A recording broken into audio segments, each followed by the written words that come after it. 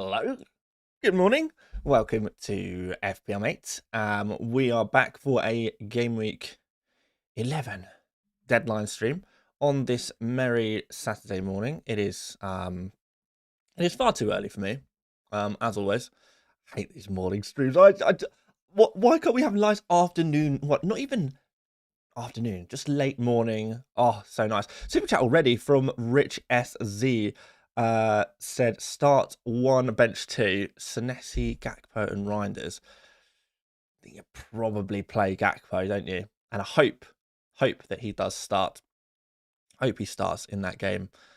We'll have to see. Alex, thank you very much for your chat there as well. I will give an update this week on what's going on with Stick to FPL. I know a lot of people have been asking, the time is wrong for the deadline? Oh, wait, why is it reset? Oh, it was right. Why would that be? No, I'm just trying to see where that went wrong. Not sure. Oh, I know why. I know why. It's because my OBS crashed. Right, let me fix that then. Thanks for that. Well spotted. Well spotted. That's roughly right now. I might need to just keep resetting it for a second. Yeah, that'll do. That's a bit better. It's a manual job this time, and I can't figure out how to get it to just read the time for me. So there we go. I think I'm going to make a final change to my team, by the way. I had a suspicion I might do this anyway, to be honest. I keep changing my mind. However, I kind of want to play Malik Chow.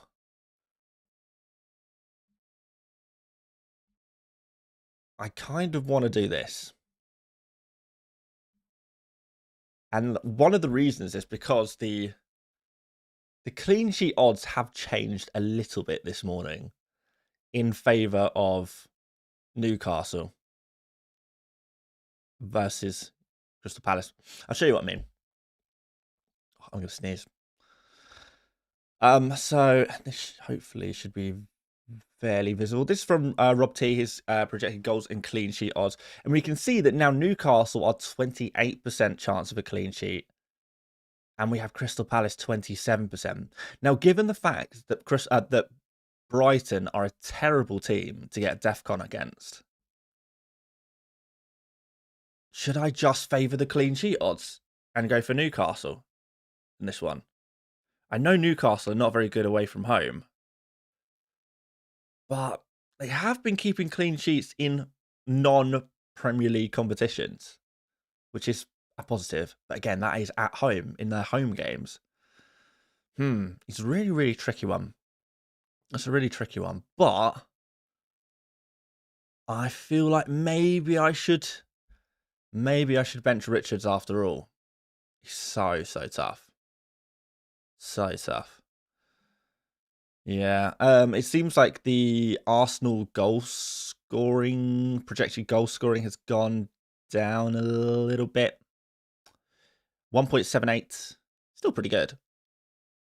Man City in second. I can't believe it. Chelsea 2.17 projected goals. Man City 1.98. I think a lot of the projections this week are suggesting it's going to be a fairly low scoring game week because there's not really too many teams with any decent clean sheet odds. We look usually for 30% plus to play defenders for clean sheets, but there's only 5 teams with 30% or more clean sheet odds, and 3 of them are West Ham, Everton, and Nottingham Forest, which is not really, kind of defense that the defenses that a lot of people are invested in, particularly West Ham and Forest.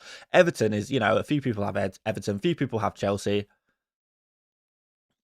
loads of people have Arsenal.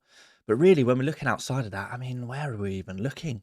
So you're going to have to kind of accept that some of your players are not going to get clean sheets this week. It's probably not a week for 4 at the back, generally speaking, and maybe looking for those DEFCON defenders. But yeah, I think I'm on Malik Chow. Let's check out the chat, see what you guys are saying. Okay, so Mebel says, hi Dan, start 2 from Richard, Senesi and Anderson. Anderson or Anderson? That's the question. Is it Anderson with an E or Anderson with an O? I would just follow the clean sheet odds, probably. Actually, that's not strictly true, because I do prefer Senesi to Richards, because the clean sheet odds are close enough to one another.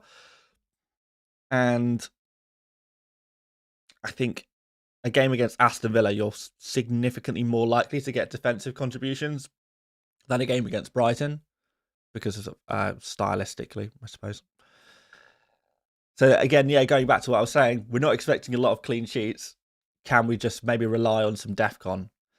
It's very likely that we're looking for like a Senesi 4-pointer here, really. That's probably the best you can really expect there. It really is. Is Kudus clear for today's game? We don't know. It's going to be a late decision made on that one. So, yeah, a bit of a mystery. It is the early kickoff, though, so you never know. We might get some early team news. We may just get some early team news. We'll have to wait and see. I'll leave my team on screen for a little bit. Start Munoz or Senesi? I think we need. Do we need a bench list? We need a bench list. Do you think Achimpong starts, Dan? Honestly, it's picking Chelsea defenders over the next few game weeks is going to get more and more difficult every week. So I don't know. They have a lot of centre back. I think this has been the thing really for the last year, really, with Chelsea. It is so difficult to predict which centre backs will start for Chelsea. I guess the benefit is that usually with centre backs, but not all the time, they either play or they don't. So you start them. If you have them in your FPL squad, you start them and hope for the best. And if they don't start, then hopefully you get a nice auto sub and you don't get the player subbed on for a 1-pointer.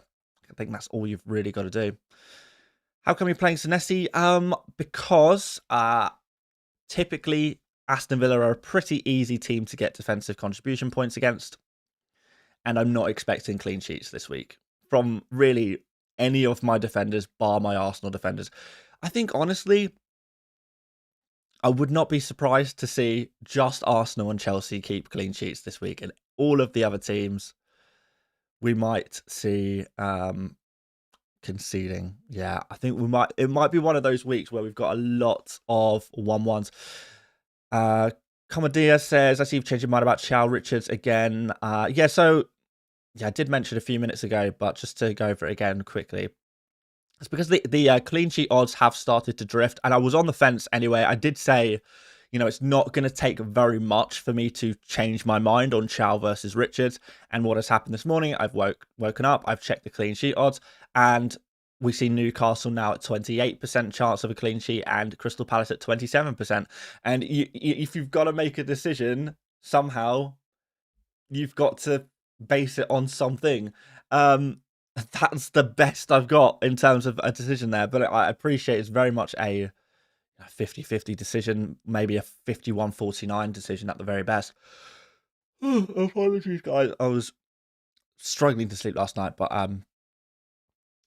yeah, I managed to wake up in the end. I had like 4 or 5 hours sleep. Actually, maybe less, but maybe less. But well.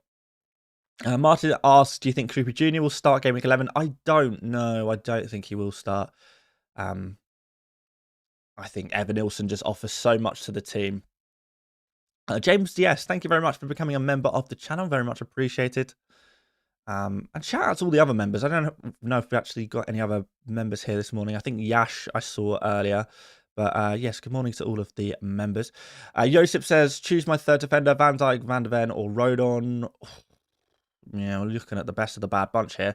Probably not Van der Ven, because you're not going to get DEFCON, and you're probably not going to get a clean sheet there. 21% chance clean sheet. Van Dijk is really low odds, clean sheet odds, 14%, but you probably will get DEFCON. And then Rodon is probably the best of a bad bunch there, Josip. I think, yeah, I would probably go for Rodon. Never know, could get a little corner header goal. Nottingham Forest have conceded a few set-piece chances this season. James DS, the new member, says, hey Dan, thoughts on Reinders to Caicedo from -4? Or is there any Around 6 million, you would suggest, or just hold him for one more week. I mean, ideally, you don't play Reinders this week, I think. I don't think it's worth taking a -4 for these super cheap midfielders, to be honest.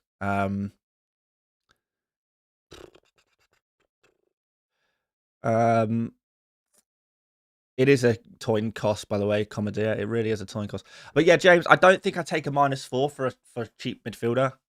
I think I'd probably just play whatever you've got right now.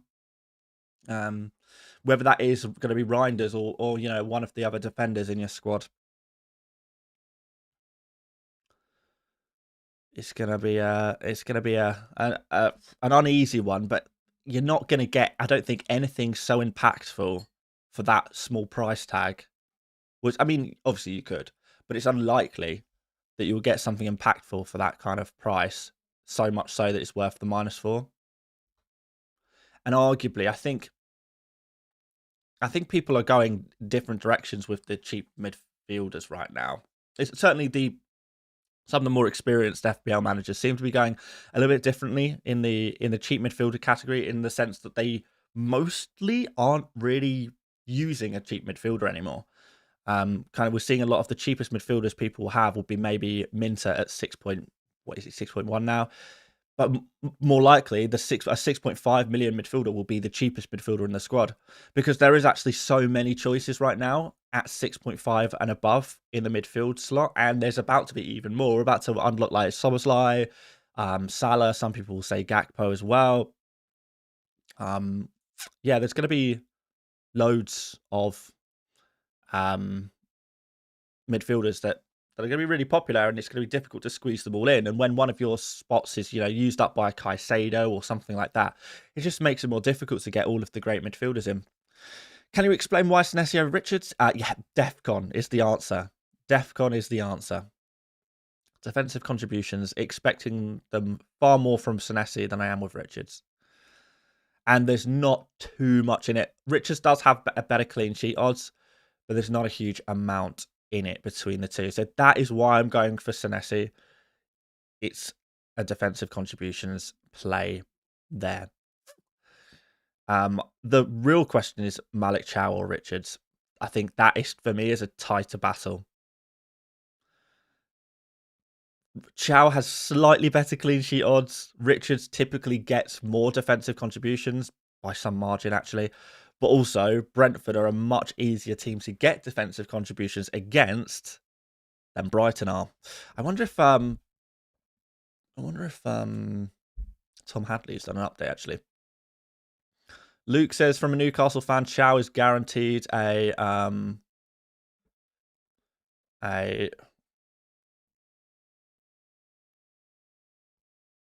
that's nice. Spell that. A yellow card. Is that true?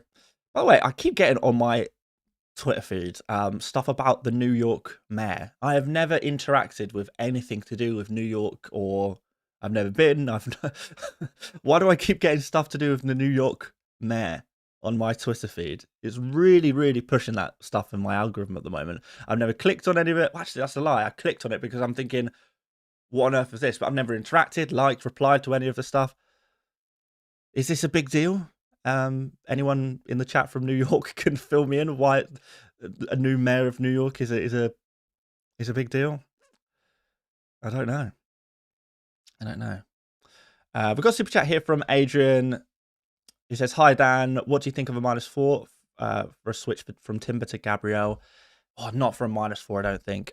Since I have Haaland, Mateta, Welbeck up front, Rice, Saka, Semenyo, I would rather swap one of Rice or Semenyo for Gabriel, really, and double up on the Arsenal defense. I wouldn't be really going from Timber to Gabriel, not for a -4. If you had like 4 free transfers and 1 spare, then yeah, I probably would. But no, not for a -4. Certainly not. I wouldn't do it. In terms of those midfielders, you may be thinking about benching Dewsbury Hall, I would say. He's an Arsenal fan. Was he indeed? I did see something to do with, like, he used to be on football Twitter or something. Like, I don't know. He used to tweet about football. Maybe that's why it's coming in my feed, because he's a football fan, potentially. Sid Fisher says, buy Timber or Calafiori if money isn't an issue. I guess if money is no issue, I'd just go for Timber. You've got to think that Calafiori's getting a midweek bench. But equally, you could arguably say Timber's getting a midweek bench. He's certainly due one, isn't he? At some point. At some point. I just want to see if... Oh, this is what I'm looking for. This is what I'm looking for. It's from Tom Hadley. Really brilliant stuff that Tom has been doing. I only discovered Tom over the summer for some Club World Cup fantasy stuff, but yeah, and it's brilliant stuff. But anyway, so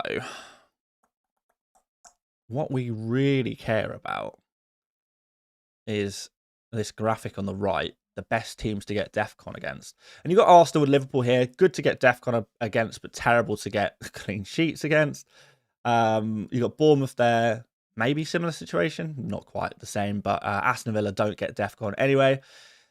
Crystal Palace are a good team to get DEFCON about. But in fifth, we've got Brentford, and they play Newcastle. And that is significant because the drops beyond... really beyond I guess Aston Villa are significant. So these are the kind of teams we want to target if we're trying to get DEFCON from our players. And Brighton, I don't know exactly what Brighton are, but I was looking through like defenders versus Brighton, and it's something stupid like 3 or 4 defenders have got DEFCON against Brighton all season. But let's say 4 defenders times 10 game weeks, so 40 defenders have played against Brighton. Like 10% of them have got DEFCON. It's an incredibly low rate, and that does worry me about Richards this week. Even though he has been brilliant for DEFCON this season, there's a pattern there, and I don't know if I trust Richards and his DEFCON prowess enough. I mean, he's getting 10.6 on average per start, 50% hit rate. You would say that if he is going to fall below the average on any given game week, you know, go on the wrong side of 50%, then this is going to be the kind of game in which that does happen. So after that, if you think, oh, he's not getting DEFCON, or is unlikely to get DEFCON, or less likely to get DEFCON, at that point, you just got to back clean sheet odds, right? And goal scorer odds. We know Richards has not really offered too much in ways of attacking returns, so that's not really a factor. Because he plays in a defense with a million different defenders playing, you know, often bonus points are pretty tough to come by as well. And Brighton, you know, just score every game. Brighton do score every game. So, yeah, just struggling to get on board with Richards this week. We have got a super chat here from Manny with a 15 Australian dollars. $15 dues. Thank you very much, Manny. Donnarumma, Dubravka, Chalobah, Senesi, Gabriel, Rodon, Goodmanson, Salah, Kuz, Haaland, Tonali, Reinders, Joao Pedro, Longstaff, Evan Nielsen. I have 2 free transfers, nothing in the bank. Please help. Tonali needs to go. So does Reinders, probably. And where is all the money being spent? Oh, it's the Salah. Oh, and Kudus needs to go as well. Right. It's the Salah Haaland double up that is causing some issues here. Okay, I'm going to try and help you out here. Let's... No sneeze was coming. Let's see what price Tonali is. I've not even seen him in anyone's FPL team. I don't even know what price he is. 5.5, I would guess. 5.4. Okay. Yeah, this is a tricky team. At least you have Gabriel. You have no other Arsenal players. Manny, your team is really rogue. Really rogue. You've got Evan Nielsen in there as well. Arguably, he needs to go. Okay, there's kind of a lot to do here. With 2 free transfers. Have you got a wild card by any chance, Manny? It might be time to use it. Maybe next week. Can we get Evan Nielsen to Mateta somehow? if you can get Tonali down to someone, would that be, you've got nothing in the bank? I would try and find a way to Evan Nilsson. There's a big gulf in price now between Evan Nilsson and, oh man, this is a difficult team.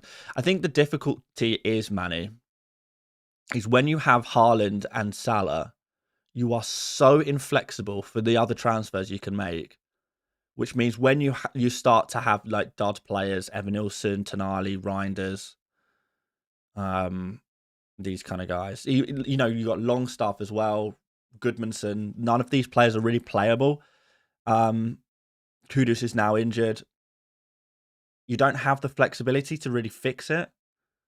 There is an argument to say that you just need to do Salah to Saka and Evan Nilsson to Mateta and just swallow the Salah bullet. But it's difficult because this is the time of the season where you're probably going to want to have Salah in your team from next week onwards. And it's a nice differential, but the structure is just so cooked. And it's so difficult to really fix the issue, which I understand. It's a $15 dollar do super chat.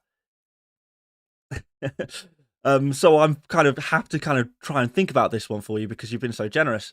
But it is so difficult to fix that without a wild card because it really needs a big restructure. I think, honestly, because there are so many problems, you probably do just need to sell Salah. Sell Salah to Saka. That will free up, 4-point-something million.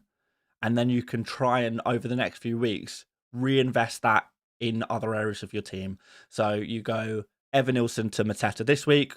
And then next week, you maybe do Tonali to Szoboszlai to get another Liverpool player back in, but you're kind of using that money back. That's what I think I would personally do, Manny, with your team. And I'm so sorry, it's not a simpler answer.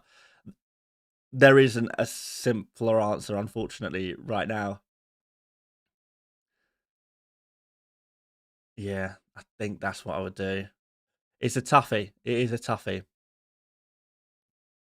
Good morning here for FPL. Would you do Donnarumma to Raya for free? Yeah, I think I would. Yeah, I think I would do that. Raya is going up in price every week, though. Like 5.9 million now for a goalkeeper is crazy. There has to be an argument to say at this point that is Raya worth buying at this point? If you got him at 5.5, then yeah, of course. But at what point does Raya become poor value for money? I think the issue is you want to have double Arsenal defence. And Raya is a great way of doing that with no rotation risk whatsoever. Zayed says, do you think it's a good idea to captain Gabriel? I captained him last week, got 24 points with captaincy. I mean, I would say that the chances of attacking returns for Gabriel are reduced this week. Burnley are a team who are weak to set pieces. So that's part of the reason I think some people went the Gabriel captain route last week. Sunderland are not actually terrible at defending set pieces. I mean, let's just verify that. But from what I remember off the top of my head, they're kind of a mid-table team for from set piece chances created. Zoom in a little. That's too much. So we want to go. I mean, if we go headed chances conceded. So yeah, you can see Burnley headed chances conceded 40, Sunderland 23. So we're saying Burnley concede almost double the amount of these headed chances to compared to Burnley. So there is a significant difference there. So you're less likely to get an attacking return from Gabriel this week. I'm not saying you're not going to get an attacking return. I'm just saying you are less likely to. And then clean sheet odds this week are worse for Arsenal than they were last week as well. So Gabriel captain last week maybe kind of works because you got better attacking potential, you got better clean sheet potential. This week you have less attacking potential, you have less clean sheet potential. You still have decent, but it's not quite the same. So I wouldn't go in expecting the same as last season. Yeah, I don't know. I don't think I would captain Gabriel. I'm not even really thinking about captaining Gabriel. I would captain Saka before I captain Gabriel, certainly this week, whereas last week I would have preferred to captain Gabriel to Saka. So kind of change that. Manny coming back with another super chat here. Thanks, Dan. I'm down pretty bad. I'm stubborn about keeping Haaland and Salah. Fair enough. But I don't have a wild card left. I want to replace Tonali and Evan Nilsson. All right. Well, in that case, your solution, Manny, if those are the two players that are going, the solution for me would be to bring in Thiago and Sarr. Then you can kind of cover Mateta a little bit with Sarr. And I think Thiago is a pretty useful, cheap forward if you are very keen to go for the Haaland and Salah route. Although saying that, can you even afford that? What is the downgrade? Evan Nilsson to Thiago? I need to figure this out again. So let's go forwards. So Evan Nilsson is 7. Thiago is 6.2. So you free up 0.8 there. No, you can't even afford to do that. Oh man. The only forward you can buy is Thiago. The only midfielder you can really buy is what, 6.2 or below? It's not really anything at that price tag. This needs a -4. Honestly, it needs a -4, Manny. It's a really frustrating structure. I don't know how you fix it. I really am struggling to figure out how to fix it. I'm I wish I need like almost Manny, I almost need like half an hour solidly to try and fix this. It's a really rough structure. I'm so sorry if this is insulting, by the way, to your team, but and I really do appreciate the super chats, but it's a pretty rough. Is it worth a -4? Could we just say, okay, Evan Nilsson, Tonali, and Reinders out for Thiago, Sarr, and then whatever midfielder you can afford after that, the best midfielder you can afford after that. I don't know exactly what that would come out as, Manny, but yeah, I think that is again maybe the best solution I can come up with is to take a -4, Evan Nilsson to Thiago, Tonali to Sarr, and then also selling Reinders to. It could be a Granit Xhaka, it could be I don't know Enzo Lafay, but just a cheap forward. Could even be who's that really cheap midfielder for West Ham? Potts. If it looks like he's going to play every game, 4.4. You might even need to play Potts. You might even need him. He's DEFCON, close to DEFCON last game. I don't know. Honestly, mate, that's all I can do for you without spending a lot of time. Well, I think that probably is the best solution anyway. Basmi says bench 1 Minter, Caicedo, Senesi. I would bench probably Senesi. Probably Senesi. Anna Rude says Pope to Sanchez or Voltamata to Joao Pedro. I like the first one. I don't like either. If I'm honest, Anna Rude, I don't like either. I would arguably, I'd prefer to have Pope to Sanchez. Remember, when you pick a goalkeeper, you're looking for the long term, really. Yes, there's been a couple of tricky results for Newcastle, but in other competitions, they've been keeping clean sheets, looking good. There's some really nice fixtures coming up for Newcastle in the near future if you can hold on. Everton's good. You know, Brentford's not terrible. Everton's pretty decent. Burnley's good. Sunderland's good. Burnley again. Crystal Palace at home. Leeds, Wolves, Aston Villa at home. I think he is well worth keeping for the long term, Pope. But I don't like that. Voltamada to Joao Pedro, I think it's just reactionary based on last game week. Really, Voltamada in general, I think has been better than Joao Pedro if you look over the several game week period. So again, that seems like a knee-jerk decision. I don't like either. Anarud, I won't make either of those transfers. Got a new member, by the way. Indian FPL Zone. Welcome to the channel. I didn't know there was an Indian FPL zone. I can see you've got some nice graphics on there. Have you got your own YouTube channel? Let me know, Indian FPL zone. Are you making content on X or TikTok or something like that? It's a very fancy logo. Very fancy logo. I love it. I love it. Has anyone else got any solutions for Manny's team that I haven't thought of, by the way?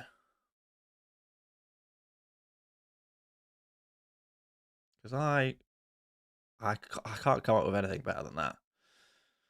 A lot of people are looking for like 5.5-ish million midfielders, but honestly, my solution to that would be upgrade.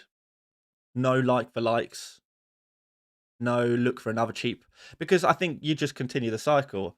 Oh, I've got Reinders as my cheap midfielder. Oh, he's a cheap midfielder, so he's not doing very well. Maybe I'll move into another cheap midfielder. But then you've just got another cheap midfielder. Oh, but yeah, this player's now only getting cheap midfield points. So you move into another cheap midfielder, and you're like, oh, okay, well, now this player is only getting the points of a cheap midfielder. And it's like, yeah, kind of obviously they're cheap midfielders.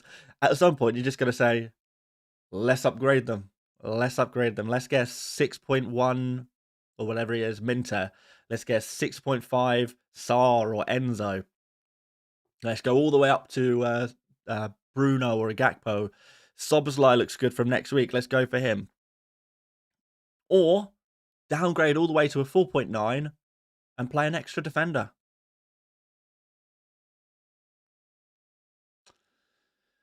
That's kind of the solution to these cheap midfield spots right now, I think. Indian FPL Zone says, next week I am releasing my first video for Indian viewers. Oh, very nice, mate. We'll have to keep an eye on that one. Mark says, start one of Juve, Anderson and Senesi. I would start Juve. I would genuinely start Juve. Should we throw the bench list on screen? I feel like we have a pre-populated bench list that I made for yesterday's video. And I think I am going to move things around slightly.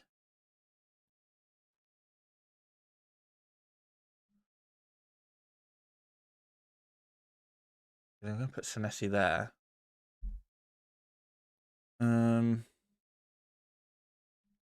I think the rest of this I'm reasonably happy with.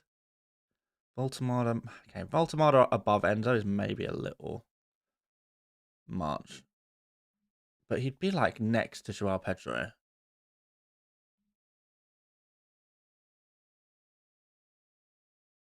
Is there an argument to put Njai above Paqueta? Maybe. Even though Paqueta has a significantly better fixture. They would be similar, wouldn't they? Something like that for the bench list. I think I'm reasonably happy with that one. I would maybe throw Dubravka above Donnarumma this week. Maybe.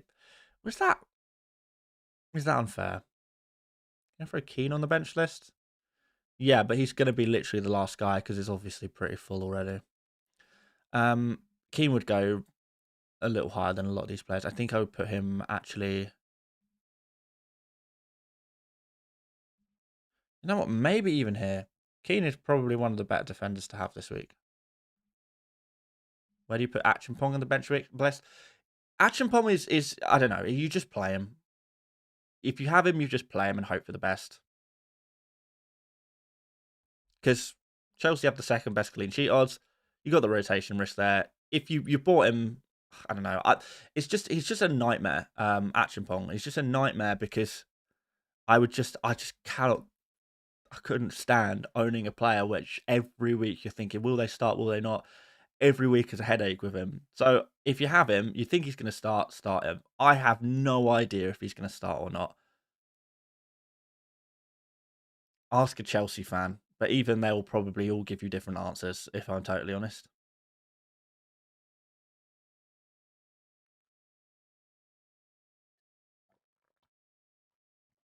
I think, honestly, I see a lot of bench-related questions in the chat. And I think almost all of them, I've seen like 5 that all are answered in the bench list. All of them are answered. So you might find the answers that you're looking for of who to bench, who to play on the screen right now. Have a little look. Indian FPL Zone, can you rate my FPL team? Very quickly, because I don't really do this. But as you are a new member and you've thrown in a super chat, I'll do this extremely quickly.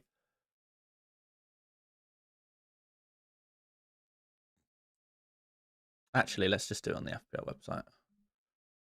Actually, no, I don't want to do it on the FPL website at all. Let's do it on the My Team tool. Because then I can see what your team looks like for this week.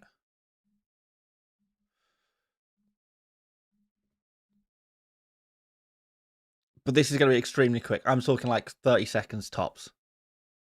Don't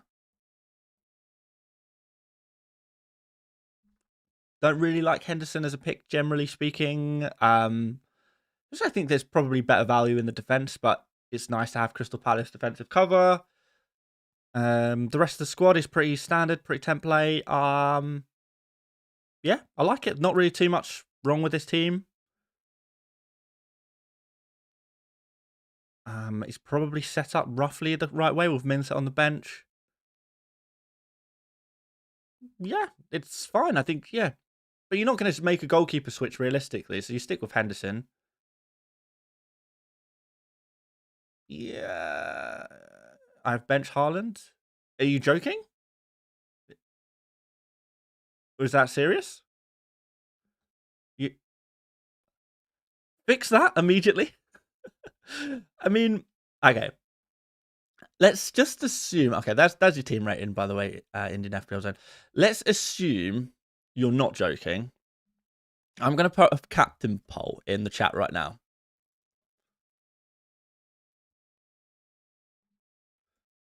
And whilst you're benching Haaland, let's see how many people have the opposite opinion that actually they are captaining Haaland. I'm going to put the captain options as Haaland, Saka, Mateta, or other. Is that about right, guys, for top captains this week? Who are you guys captaining other than Haaland and Saka this week?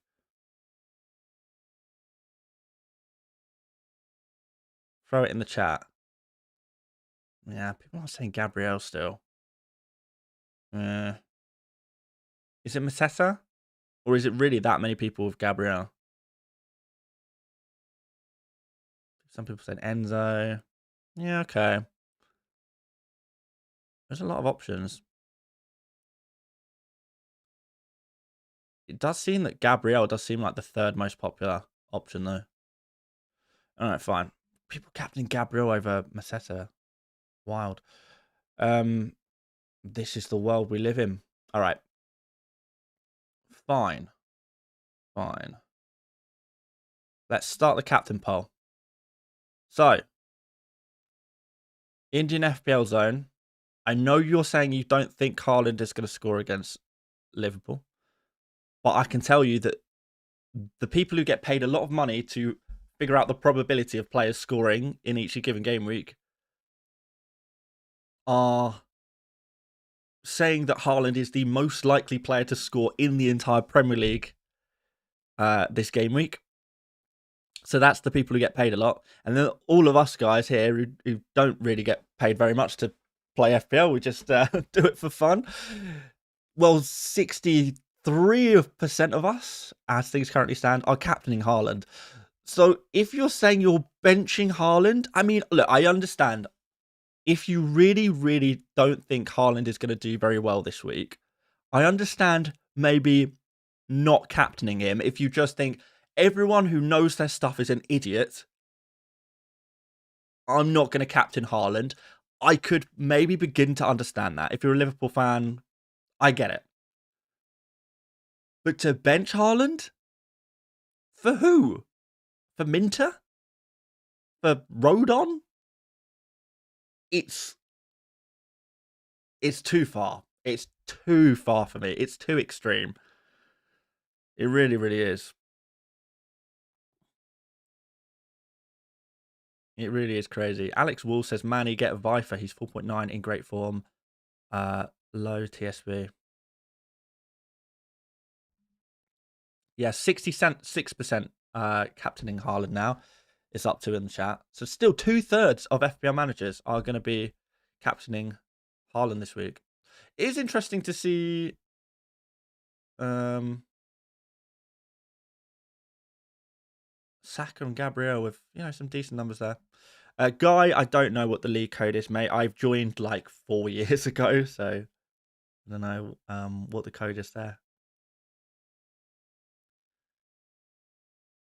Maybe even longer ago. One of the first mini leagues I joined when I started, got involved in the community a little bit more. And like, I know people are saying like, oh, how many times has Haaland scored against Liverpool in his career? And it's like, what, twice in 6 games or something? On Haaland's record versus Liverpool. Is it 2 in 6? No, I made that up.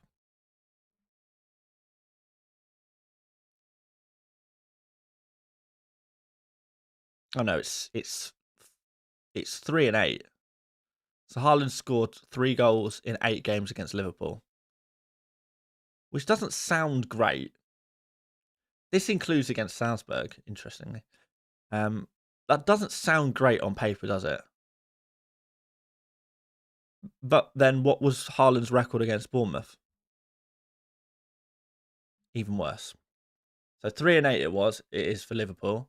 Against Bournemouth, it was 2 in 7, which is worse than 3 and 8. And then he scored twice against Bournemouth. Because at the end of the day, historic records against teams really don't matter that much. I think people overrate them so much.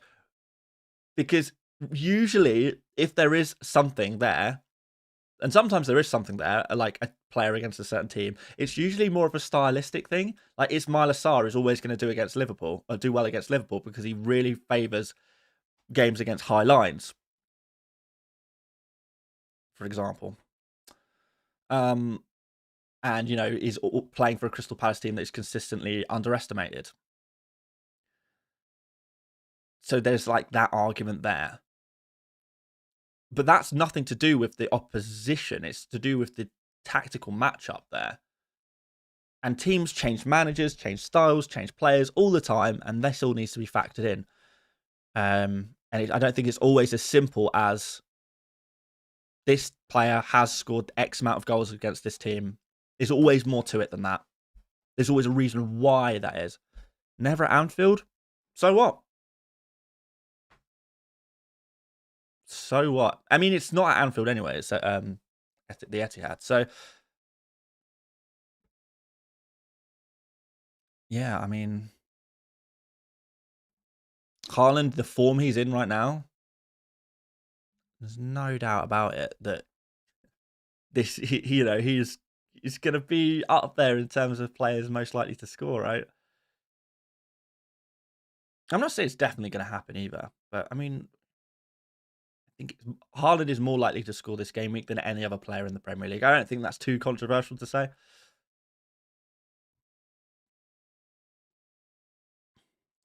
Richards or Chow, mate? I'm going for Chow right now, Randy. That's probably the wrong decision, but we'll see what happens. Next week, I think, will be when I go against him. See, I think Newcastle away is a tougher fixture than Liverpool at home right now, so I would tend to agree with that one. I think there is definitely not far more. I think there is going to be more temptation to go against Haaland next week than there is this week. I'm not saying I'm going to do it, because honestly, I mean, I don't know what the other options are, really. There's nothing that really stands out massively. Let's have a look.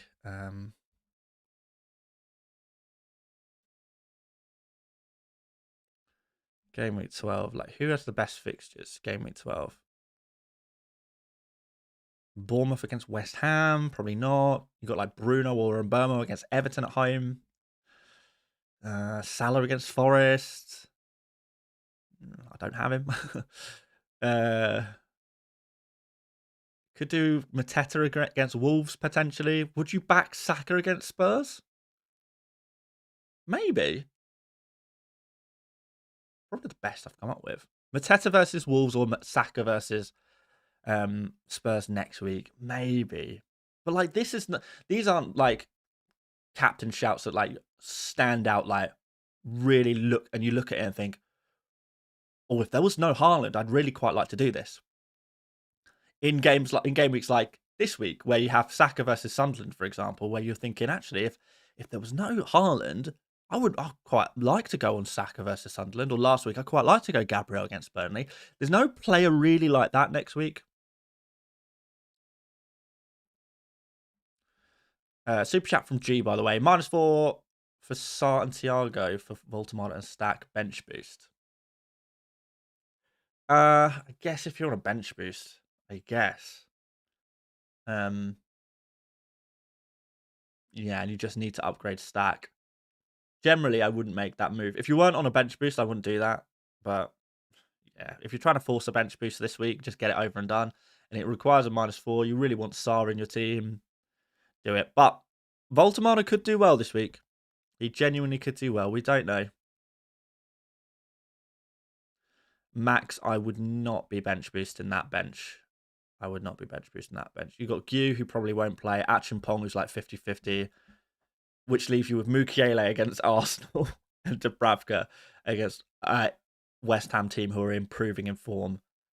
It's not the one, Max. It's not the one.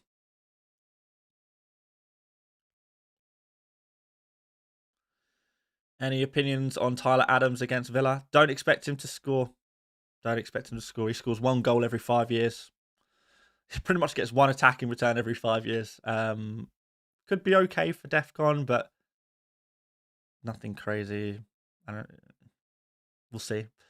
You're looking at probably 4 points, 4 or 5 points on a good week for him. But more likely a 2. So that's my opinion. Pretty low, generally. A lot of people buying him. I've seen him mentioned a few times by, like, in the chat on streams and in comments. Is it simply a case of he scored last week, so suddenly he's a hype player because he's cheap? He scored against Man City, maybe. But it's a super rare occasion. I think the time he scored before last game week, Adams, was like 2019 or something stupid like that. Really silly. Oh, the show team gang are here. Members, get the show team gang emoji in chat immediately because the show team gang have arrived. Is the chairman of the show team gang here? We need the chairman to arrive. We've not seen them.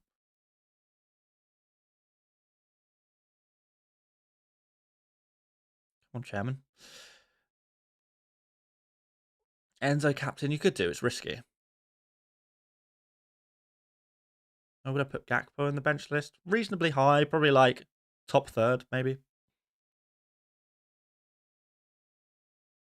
Why is Van der Ven so far down the list? Because he probably won't get a clean sheet and he definitely won't get defensive contribution points. Well, I say definitely is harsh, actually.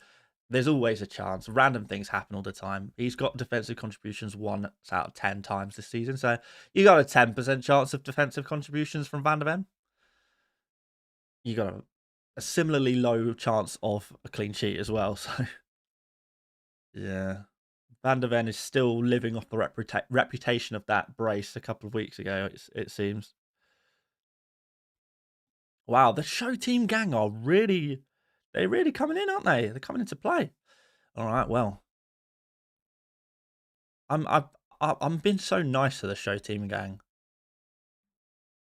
Why is everyone rating Senesi so low this week? All defenders are low this week. All of the defenders are low. It's just it's a bad week to be a defender. It's a bad week to be a defender. No Kudus news, I'm afraid, Lee. It's going to be a last-minute decision by the manager. They'll decide potentially. I mean, the decision probably has been, or definitely will have been made by now. I don't think we have any leaks. But yeah, there's almost not enough time for it to leak. If they are fairly tight-lipped.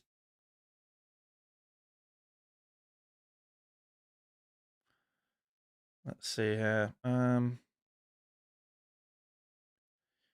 prediction, a lineup prediction from Alistair Gold. Let's see what they're saying.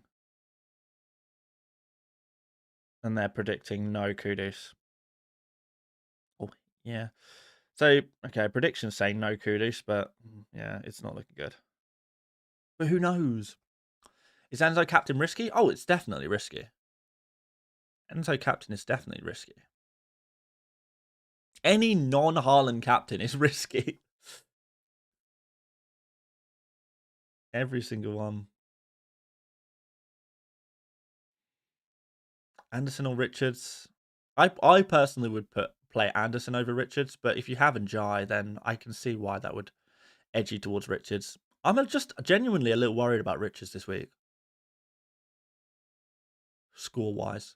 And he's been a great servant to me. Like, he's pretty much got points every time I've played him this season. But I think that might come to an end this week.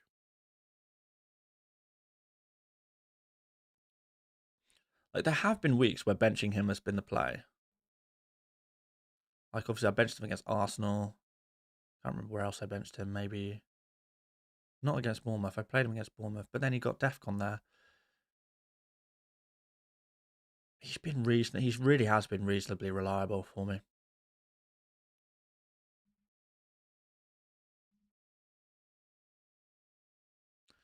As soon as I put my team on screen, the bench questions start rolling in again. Okay, we're putting the bench list back on screen for a couple of minutes. I hope you're satisfied, Show Team Gang. But if I know the Show Team Gang, they will be arriving in the stream within the next couple of minutes for their weekly 1 minute of FPL Mate viewing.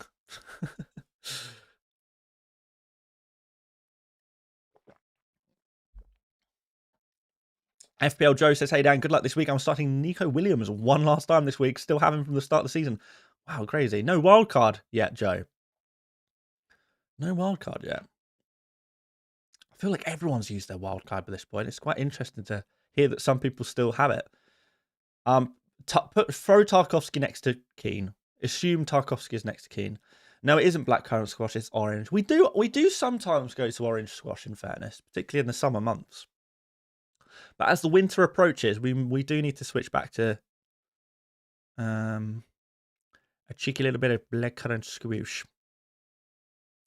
Show Team Gang arrives like the Avengers. So true. So true.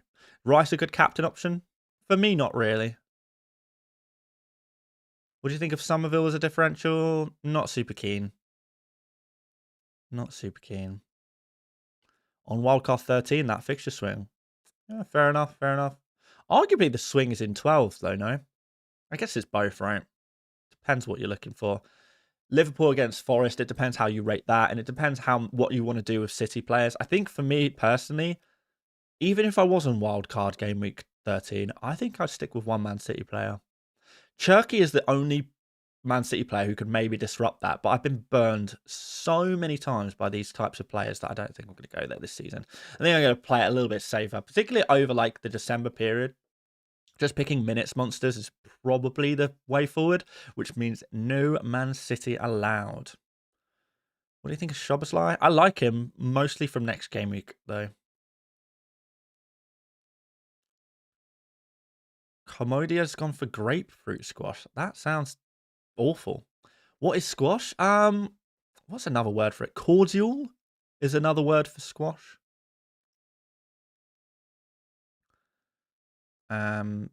It's like concentrated fruit juice that you mix with water to create a lovely drink. Foden is a must-have soon.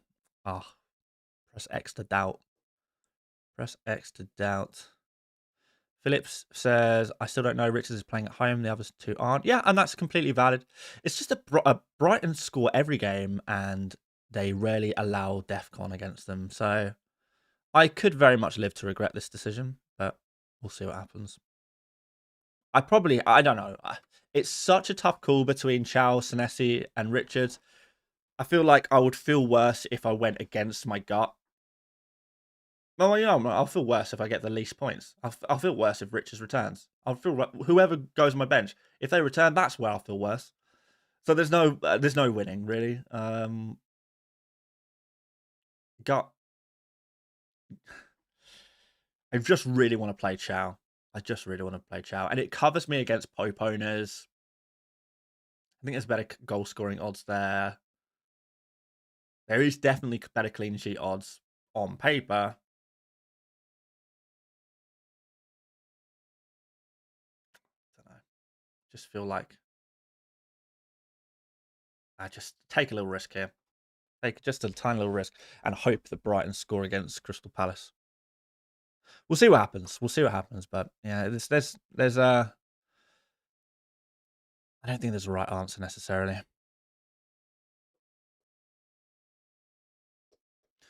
And by the way, guys, decision making time is over. We're locked in. Deadline, just like that, has passed. Well, I feel like that was we are locked in. I feel like that was a bit of a boring game week. Unless you have Gyökeres, I feel like the game week 11 was pretty boring for a lot of people. A lot of people rolling transfers. I'm going to put a poll in. So, first of all, let's end the captain poll. Haaland wins 68. 68% winner. Other 15%. Saka 9%. Gabriel 8%. Some guy called Ben with a super chat. The deadline's just passed, my friend. But you say Gyökeres, Reinders out for Thiago and Saka for -4 or hold. Annoyingly, I probably would have done that -4. Hopefully you did that move and the super chat just came in late. Ben, what's gone on there? Let us know, because that super chat's coming 1 minute after deadline for me. But I think I probably would have done that -4. Who knows if that would have paid off or not. But yeah, I did it. Super chat was late. Oh, that's weird. Did you put the super chat in like a while ago and it only just came through now? That's weird if so. That's strange if so. I'm going to start another poll quickly, guys. And it's just going to be simply, did you make a transfer in game week 11? And the options are yes or no. Very simply.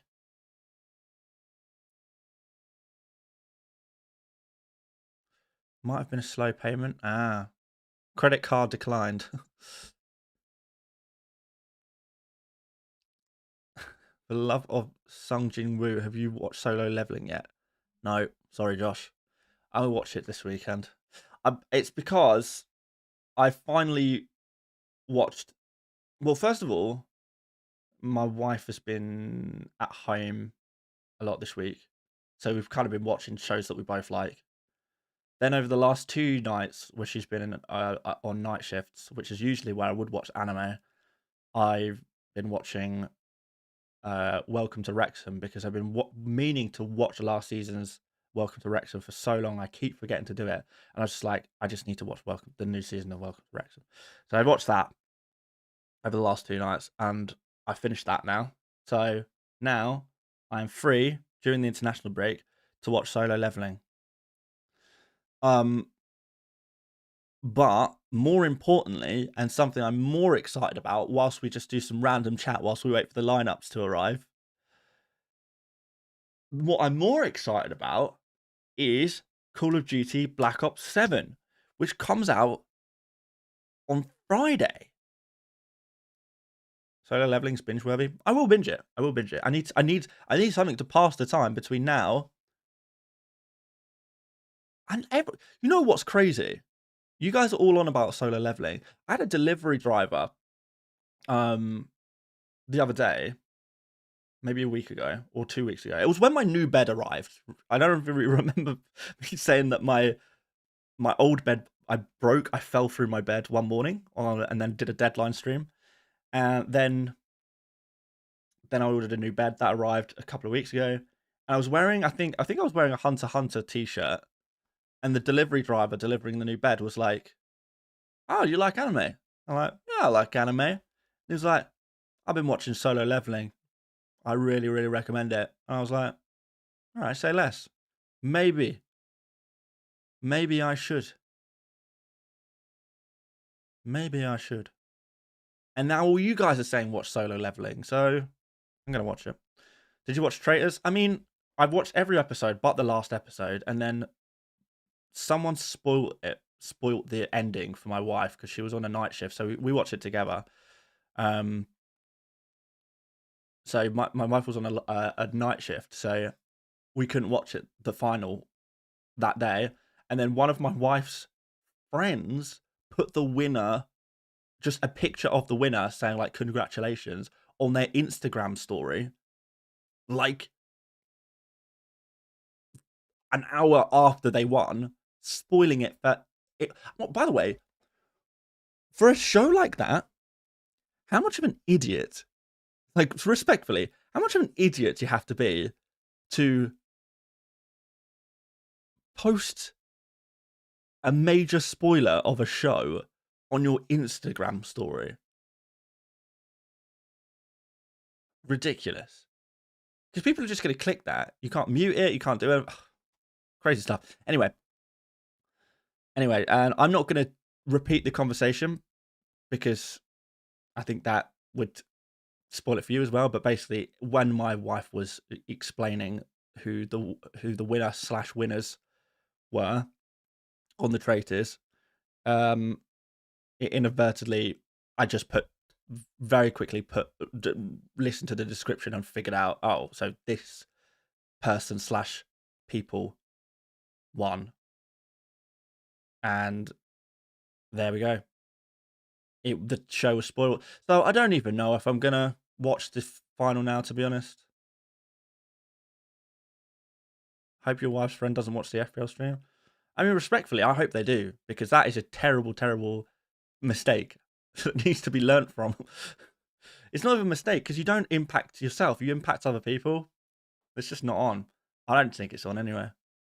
Like, immediately after the show finishes and you put the major spoiler, like people, and this person works at the same place as my wife, which is, by the way, it's the ambulance service. If you work for the ambulance service, you know that some of your colleagues are going to be on night shifts and aren't going to be able to watch the show live. It's next level low IQ behavior. It has to be said. But anyway, no. Black Ops 7. Some shade on Black Ops 7 in the chat. I did see that.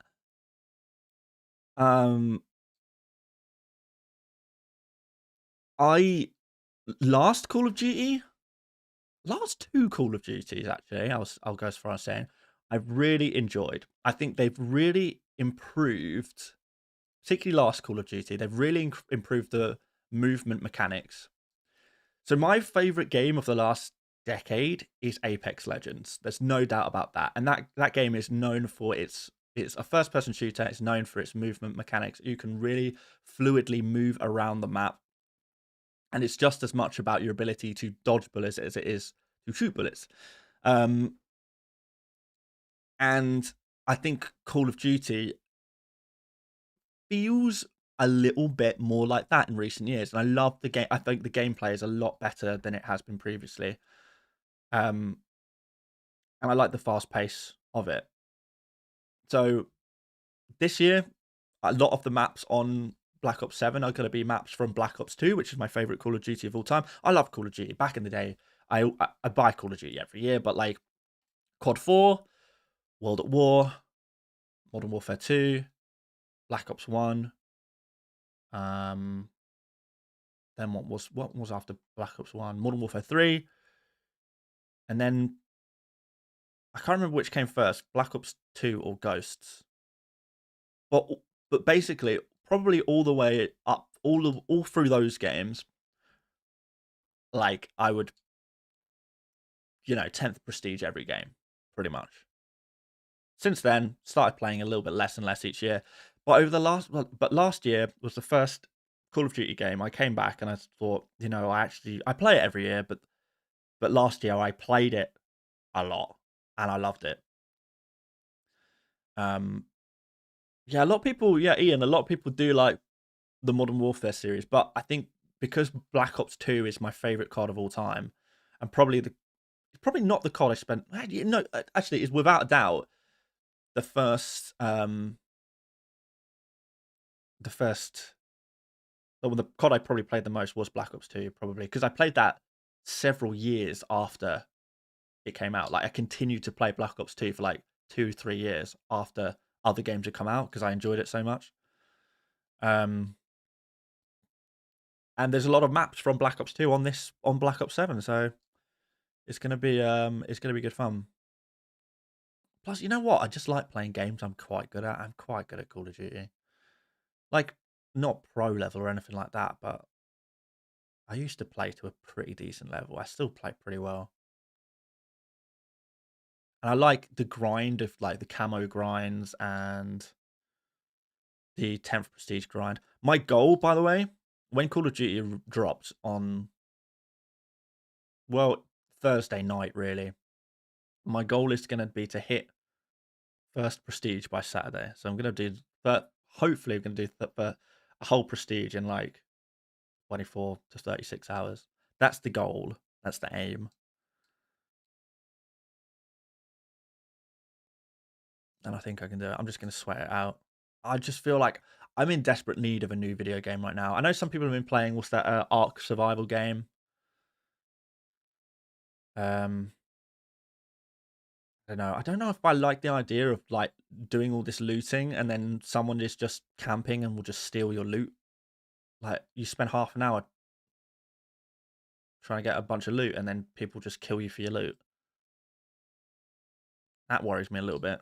I just don't like that as a concept of a game. It looks brilliant. I don't know what other games. I mean, FIFA is. I don't know. I enjoyed FIFA when they updated it to nerf the dribbling, and I actually was really enjoying FIFA.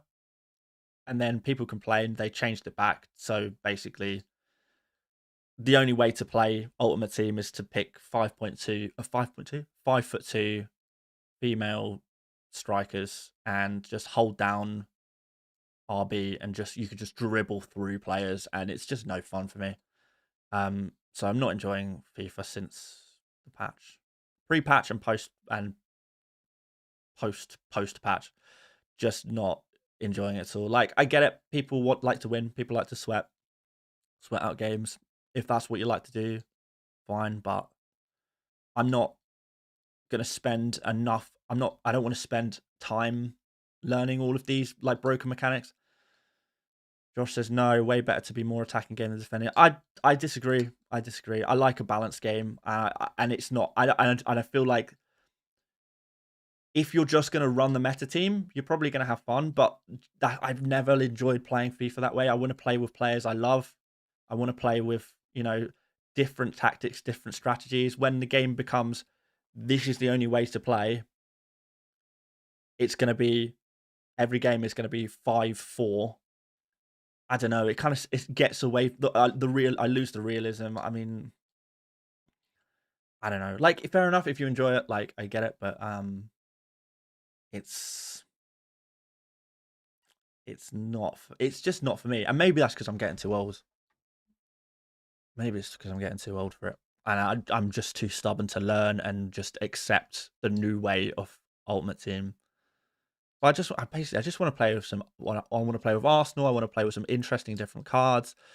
I want to play with some icons that maybe are not used or hero cards. I want to try different strategies, different formations.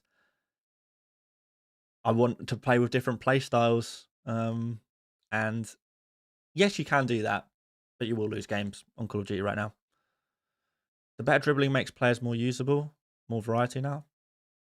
It's not true though. It filters everyone. Josh, I get it, and fair enough, you like it, but I completely disagree that it makes players more usable. It makes 5'2" female players more usable. And if that's what you enjoy doing, then it's going to be more usable for you. But it's not what I enjoy doing, so I don't. I'm not going to put myself through it. Why play a game that you're not enjoying? Borlak, by the way, thank you so much for upgrading to triple captain level membership. That is incredibly generous of you. That's amazing. Thank you so much. Thank you so much. That's awesome of you.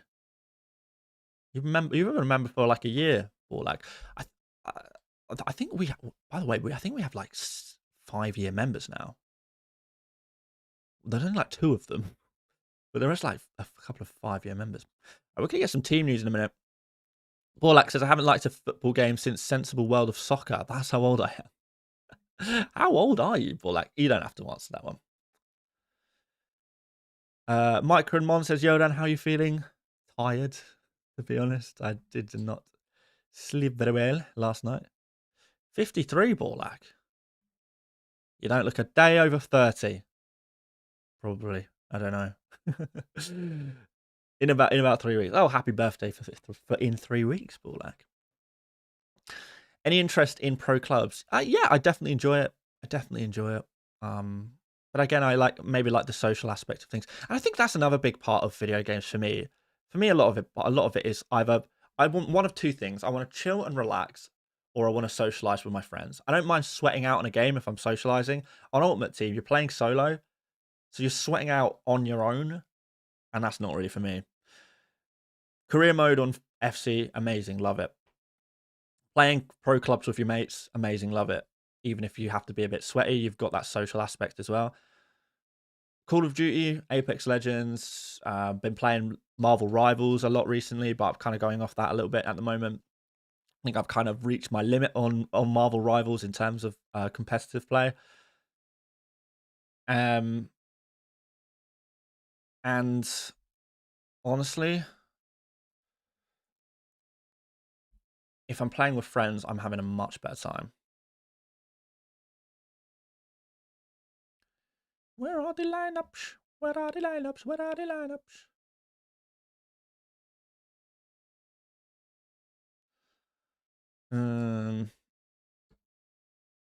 Borlak, that is going back some. I remember the ISS. It's in the International Space Station launching. When did that happen? Oh, International Superstar Soccer. Now, you know what? I actually played one of those games. I think I got it like secondhand when I was a kid. No, actually, it couldn't have been. It would have been on my PlayStation 2 when I first got it. I think my granddad bought me a PlayStation 2 in like the year 2000 or something. Or bought me and my sibling. / siblings. I don't know if the youngest one was born yet.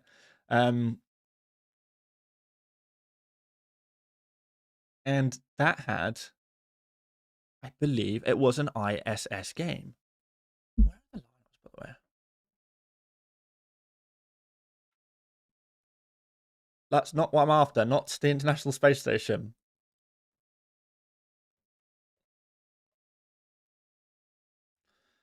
It was like the cover didn't look like this. It was like blue. It looked like, I don't know. I felt like it was like a Japanese looking game. It was international teams only. I'm going to try and find it whilst we wait for the...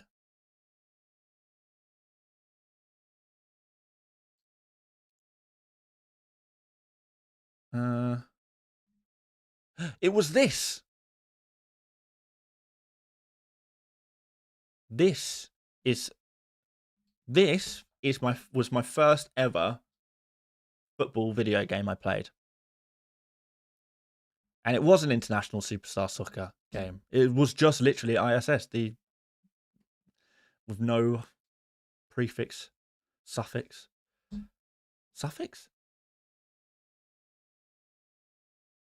word? Yeah. So this is the first football video game I got full stop, and then my first FIFA game was FIFA 2002. No, I'm not thinking of winning 11. This was it. This was the game. The lineups are out now. Okay, good. Come on, Spurs. Yeah, yes. Oh, wait. I thought I looked. Okay, so indeed no Kudus, not even on the bench. So we've got, in no particular order, apparently, according to Spurs, we've got Vicario, Palhinha, Xavi, Richarlison, Romero, Johnson, Pedro Porro, Spence, Sarr, Van der Ven, and Kolo Muani. So that means that we've got, I guess, Johnson and Kolo Muani on the wings with Richarlison up front today. So Richarlison's actually getting a start. Odoggy back on the bench following midweek. And no Tell in the starting lineup. So I guess, yeah, and obviously no Kudus. We've got Johnson coming in for Kudus. Okay. Another random Van der Ven double pointer. Do you reckon? Crazy. Well, we'll see what happens. Hopefully Bruno Fernandes can spoil the party. Speaking of whom, I hope he's starting. Of course he's starting. Lamens, Mazraoui, De Ligt, Maguire, Shaw, Dorgu. Midfield of... Wait, is that right? No. Is that... Huh? Oh? Oh, it's... Must be Cunha striker then. No Sesko or Mount. Sorry, I got really confused for a second there. I'm guessing Cunha striker? With Mbermo and Ahmad in behind.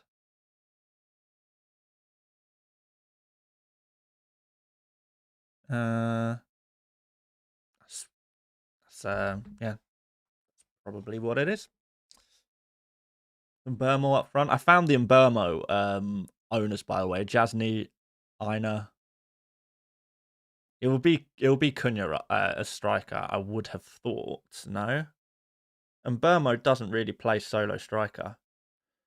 Like, I can't remember Mbermo playing solo striker in his career. It's not what he does, typically. You never know, he could be right. Or, it could be more of a kind of two-man strike force. I don't know, with someone in behind. Fotmob suggests Cunha is up front. Fotmob is guessing, but I would tend to agree with that one.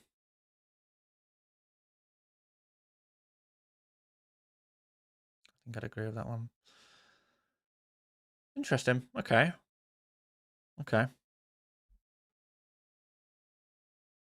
When you look at Fotmob, do you just assume it's correct, by the way? I've seen people do this before. And sometimes Fotmob or, whatever other lineup thing you want to use will get things horribly wrong. I think Fotmob is usually one of the better ones. Like Live Score has had some awful blunders before. But like these websites, they don't know the answers. They're guessing just as much as we are. Like they don't get Manchester United aren't ringing up. Hello, Fotmob. I need to tell you where everyone's playing. You have moved off Live Score? Yeah, me too. Fotmob is just so much better. It really is. And I love that they showed DEFCON now in app, so you can actually use it for fantasy. Like they've purposely built features for FPL managers, which is it's smart. It's just a smart move from them. Just really smart move from them. Right. I think we're pretty much good to wrap things up. Or should I? You know what? Before we go, I should probably plug something. Apologies to plug things. I don't like plugging things, but sometimes it is necessary. I am doing Movember. You guys may have seen kind of during the week on my team selection video that I am raising money in order of Movember, which is a charity that supports men's mental health drives and projects, as well as prostate cancer research. So good stuff there. But we only started it a couple of days ago, so we're pretty early into the journey. I started us off with a little £100, and since then, you guys have raised an additional £108. So you've more than doubled me, which is good. And we are well on our way, well, to halfway, I suppose, of our target of £500 raised by the end of November. So I will be growing the mustache for the entirety of November, and hopefully a few of you guys can get involved. I'll put the link in chat. I probably should have put a link in the video description, so that's on me. But I'll put the link in chat there. I'll probably post on social media over the weekend as well. Feel free to get involved. If not, no worries at all. Some people have left messages as well. I'll be reading out some of the messages in videos as well throughout the week. But aside from that, guys, we're going to leave it there. Thank you so much, guys, for joining me for another Deadline stream. Good luck this game week. I'm going to need it with Malik Chow in defense. We're going to need some good luck. We'll see what happens. But yeah, enjoy the football, guys. I'm looking forward to it. And you know what? Cherish the Premier League football, because the international break is coming. Doom and gloom is coming. The grey clouds are on the horizon of international football. Thankfully, it is going to be our last international break for quite some time. And it is going to be a football frenzy after this one. But I guess enjoy the break in many ways. But we'll be back. We'll be back for plenty more content throughout the international break. Looking forward to that, guys. So thank you very much for watching once again. And yeah, I will catch you over on Twitter for some live reaction to all the football. See you later, mates. Bye-bye.